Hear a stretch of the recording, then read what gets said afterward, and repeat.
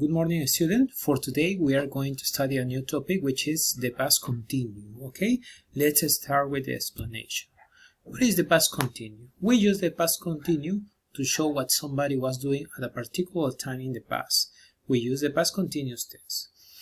Cuando vamos a utilizar el past continuous, como nos muestra aquí el concepto, es la acción que una persona está realizando, pero obviamente en tiempo pasado, ¿ok? Las acciones que se realizan o que se mencionan van a estar en tiempo pasado. Una característica del past continuous va a ser el was y el were, que son las formas pasadas del verbo to be. Y la segunda característica sería que al verbo principal, al verbo que va a ir después del was o el were, se le va a agregar el ing o el ing. ¿Ok? Entonces, esas son características del past continuo que vamos a ver justo ahora. Vuelvo a repetir. Para poder formular una oración de forma affirmative o positive, primero vamos a necesitar lo que son los subject pronouns. Ahora, ¿cuáles son los subject pronouns? Son los pronombres personales, que son I, he, she, it, we, you y they. Estos subject pronouns van a ser usados para hacer oraciones positivas o oraciones negativas. Ahora, algo que hay que recordar es que el I, he, she y el it siempre van a ir con el was. ¿Ok? I, he, she, it siempre va a ir con el was. En el caso del we, el you y el they siempre van a ir con el were. ¿Ok? Y como le dije, luego de estos, mi verbo principal le vamos a agregar el ing o el ing. Example number 1. I was playing in the park. Yo estaba o yo estuve jugando en el parque. Okay, this is an affirmative sentence. Example number 2. He, she o it. Cualquiera de los tres, se puede decir he, she o it, también van a ir con el was. He, she o it was dancing in the disco. Okay, he was dancing in the disco. Yo puedo decir él estuvo o él estaba bailando en la discoteca. Next example. We, you and they. Los pronombres we, you y they siempre van a ir con el were. ¿Qué significa el were? Estuvimos, estábamos, estuvieron. ¿Okay? We were singing in the concert. Nosotros estuvimos cantando en el concierto. Entonces, esas son las formas positivas. I, he, she, it, was. We, you and they were. Y mi verbo con el ing. ¿Okay? Justo lo que les explicaba ahorita. Negative form.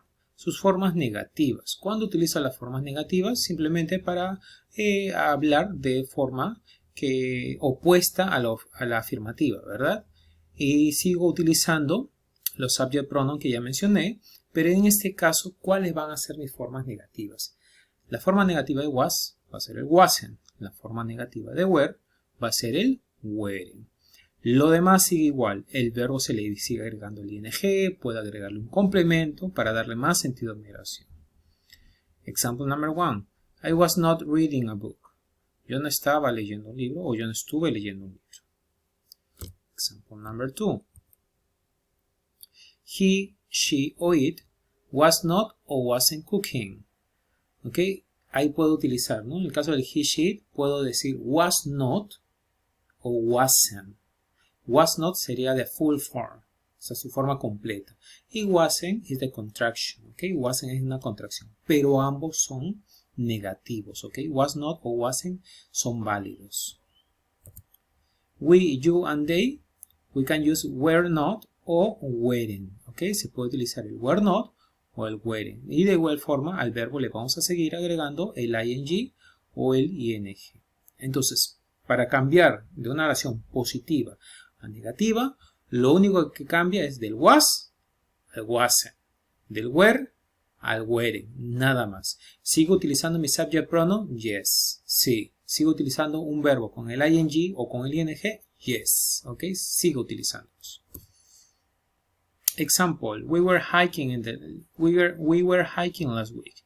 Nosotros estuvimos caminando o estuvimos de caminata la semana pasada. Samuel was filming a movie. Samuel estuvo filmando o grabando una película. The baby was crying last night. El bebé estuvo llorando la noche pasada o la noche anterior. The president was giving a speech.